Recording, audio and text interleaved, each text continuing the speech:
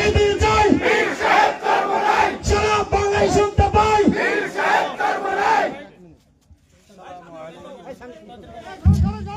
আসসালামু আলাইকুম ওয়া রাহমাতুল্লাহি ওয়া বারাকাতুহু।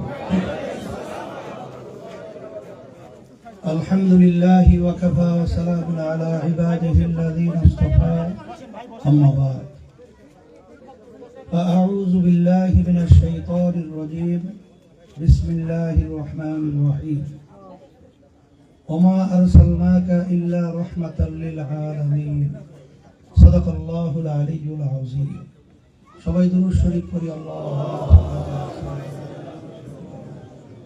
وحبيبنا ومولانا محمد صلى الله عليه وعلى آله وأصحابه وبارك وسلم।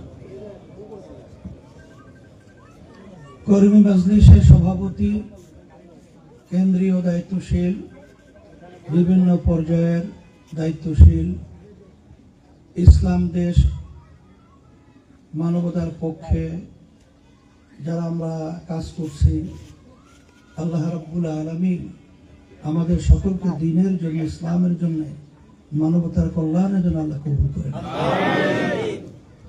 আলোচনা শুনতেছিলাম, আল্লাহ কবুল করে আরো শুনবো। তবে সংক্ষেপে কিছু কথা বলছি।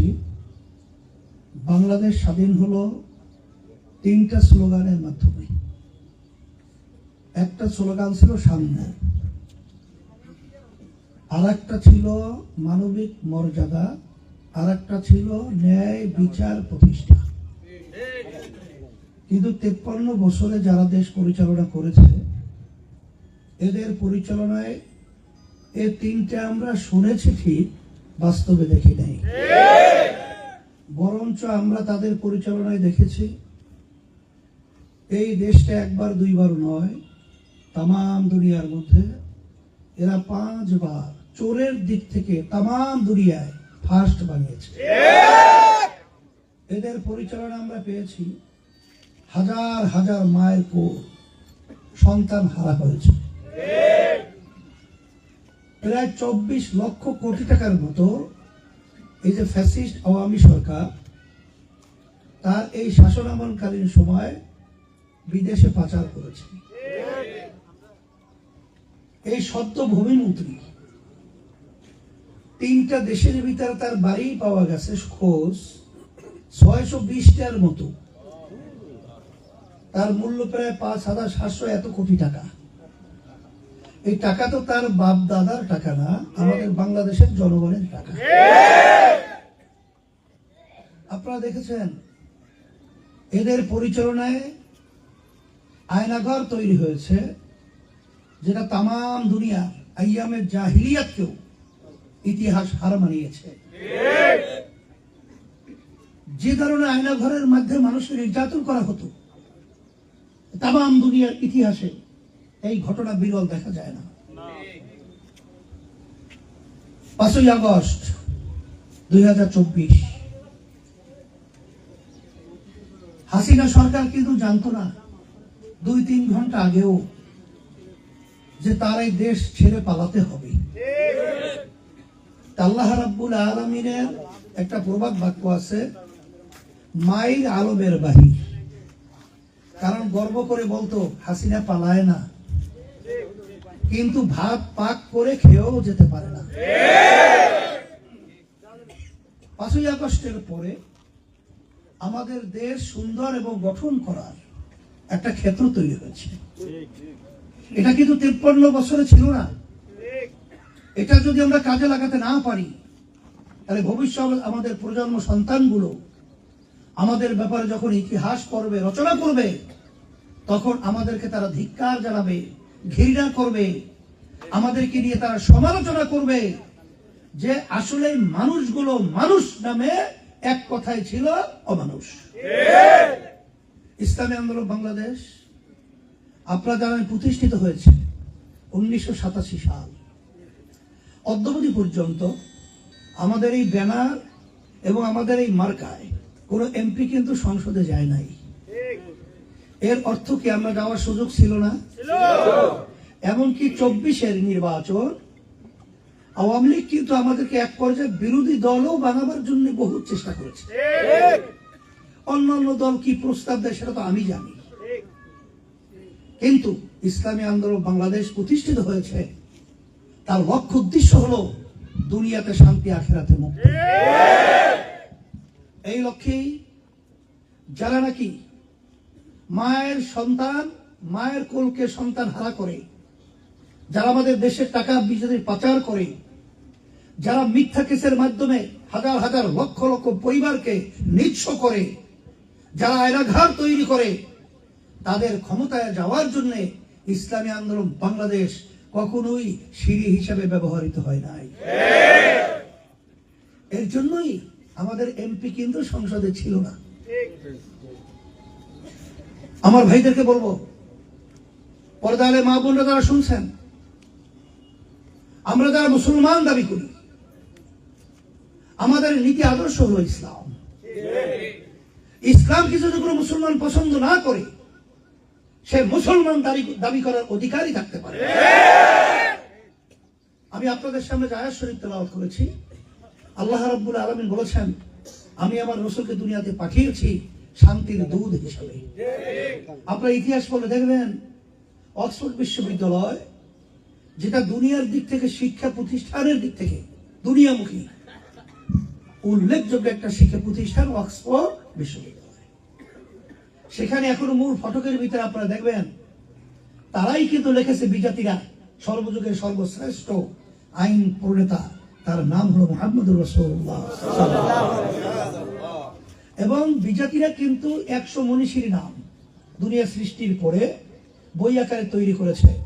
বইটার নাম হলো দ্য 100। সেই বই প্রথম নামটাই নিয়ে আসতে তারা বাধ্য হয়েছে, মুহাম্মদুর রাসূলুল্লাহ। এটা তো আমরা লিখি নাই, এটা বিজাতিরা লেখন করেছে, তারা লিখেছে। এখন কথা হলো, বাংলাদেশ শতকরা 92 জনের মতো মুসলমান বসবাস করে। এই দেশের ভিতরে মসজিদ মাদ্রাসার অভাব নাই। বাংলাদেশের রাজধানী ঢাকাকে বলা হয় মসজিদের নগরী, কিন্তু এই 53 বছর যে নীতি আদর্শের মাধ্যমে দেশ চলেছে, সেই নীতি আদর্শ হলো কুফরি মানব রচিত। এই জন্যই মানুষগুলো দেখতে সুরাতে মানুষ, কিন্তু ভিতরটা তৈরি হয়েছে কুত্তা, শিয়াল, শুয়ারের চেয়েও খারাপ। এর পরিবর্তন আমাদের কি করতে হবে? এই লক্ষ্য উদ্দেশ্য নিয়ে ইসলামী আন্দোলন বাংলাদেশ, আল্লাহর রহমতে আপনাদের দোয়ায় সারা দেশব্যাপী আমরা এই দাওয়াতের কাজ করছি। আলহামদুলিল্লাহ, এখন বাংলাদেশের ভিতরে ইসলামী আন্দোলন বাংলাদেশ এখন কিন্তু সর্বমহলে সর্বত্র একটা উল্লেখযোগ্য রাজনৈতিক প্ল্যাটফর্ম হিসেবে তৈরি হয়েছে। আলহামদুলিল্লাহ। সেই হিসাবে আমি সকল প্রতি আহ্বান জানাবো, এই দেশকে সুন্দর করার জন্য, এই দেশ সোনার দেশ তৈরি করার জন্য আমরা যে নির্বাচনী পদ্ধতি 53 বছর যে পদ্ধতিতে চলছে, এতে আমরা কি দেখেছি? ফ্যাসিস্ট চরিত্র তৈরি হয়, খুনি তৈরি হয়, টাকা পাচারকারী তৈরি হয়, এই মিথ্যা কেস দেওয়াই নিয়ে বিভিন্ন গুন্ডা তৈরি হয়। এর পরিবর্তন করার জন্য আমরা একটা প্রস্তাব রেখেছি, পিআর পদ্ধতির নির্বাচন। পিআর পদ্ধতিতে প্রতিটা ভোটারের তাদের মূল্যায়ন করা হয়, ফ্যাসিস্ট চরিত্র তৈরি হয় না এবং গুন্ডা তৈরি হয় না, মিথ্যা কেস দেওয়ার মতো মন মানুষের তৈরি হয় না।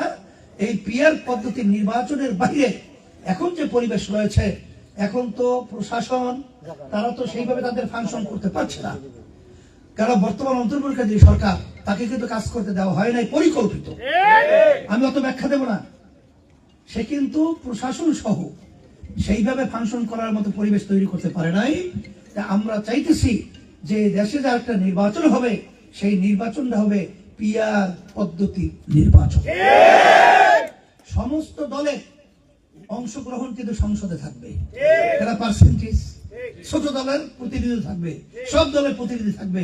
তাতে হরতাল আর রাস্তায় থাকবে না, আর রাস্তা অবরোধ থাকবে না, মিছিল মিটিং থাকবে না। কারণ কে করবে? সবাই তো সংসদে আছে। সেই হিসাবে আমি অত ব্যাখ্যা এখন দেব না। কথা এতটুকুই, ইসলামের পক্ষে একটা জোয়ার তৈরি হয়েছে। আমরা আলহামদুলিল্লাহ পরামর্শ ভিত্তিক সিদ্ধান্ত নিয়েছি, ইসলামের পক্ষে আমরা যেন একটু বাক্স পাঠাতে পারি। এই কাজ আমরা করতেছি এবং আলহামদুলিল্লাহ অনেকটা আল্লাহর রহমতে ভালো আশা করি ইনশাআল্লাহ ইসলামের পক্ষে একটা বাক্স পাঠাতে পারবো ইনশাআল্লাহ। এবং দেশ প্রেমিক যারা রয়েছে তাদেরকেও নিয়ে আমরা দেশ গড়ার জন্য এই আলোচনায় পরামর্শের ভিতরে তাদেরকেও আমরা আল্লাহর রহমতে নিয়ে আসছি। তারপরেও ফ্যাসিস্ট তো বইয়া থাকে না, ওরা তো ওদের কাজ চালাইতে থাকে।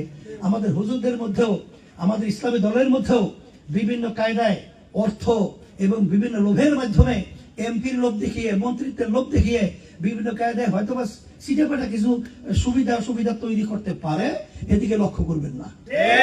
আপনারা সবাই এখন একত্রিত হয়ে আমরা যদি আল্লাহকে তাওয়াক্কুল করে, জমিন কিন্তু ইসলামের পক্ষে উর্বর হয়ে আছে, যদি আমরা ঠিক করে ফসল লাগাতে পারি, ফসল ঘরে নিয়ে আসতে পারবো। এই লক্ষ্যে 53 বছর আমরা শেষ করেছি। আর এই সুযোগের যেন সদ্ব্যবহার থেকে আমরা বঞ্চিত না থাকি, এই জন্য আমি সকল প্রতি আহ্বান জানাবো। আমি নাটোরে যতটুকু দেখেছি, আমার ভাইদের, আমার মা বোনদের ইসলামের প্রতি আন্তরিকতা অনেক বেশি। এটা যদি আমরা কাজে লাগাতে পারি, তাহলে ফসল হবে, ফসল ঘরে নিয়ে আসবো, আর দুনিয়াতে শান্তি পাবো, আখিরাতে মুক্তি পাবো।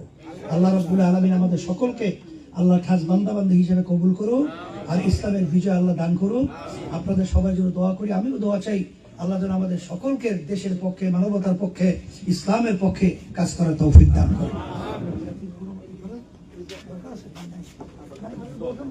দোয়া চাই, আল্লাহুম্মা আমিন রব্বানা আতিনা ফিদ দুনিয়া হাসানা ওয়া ফিল আখিরাতি হাসানা ওয়া কিনা আযাবান নার। আল্লাহ মজলিসকে দ্বীনের জন্য কবুল করে নেন, তারবিয়াতকে আপনি দ্বীনের জন্য কবুল করে নেন। আল্লাহ আমাদেরকে দ্বীনের পক্ষে, ইসলামের পক্ষে, মানবতার পক্ষে, আল্লাহ দেশের কল্যাণের পক্ষে কাজ করার তৌফিক দান করুন।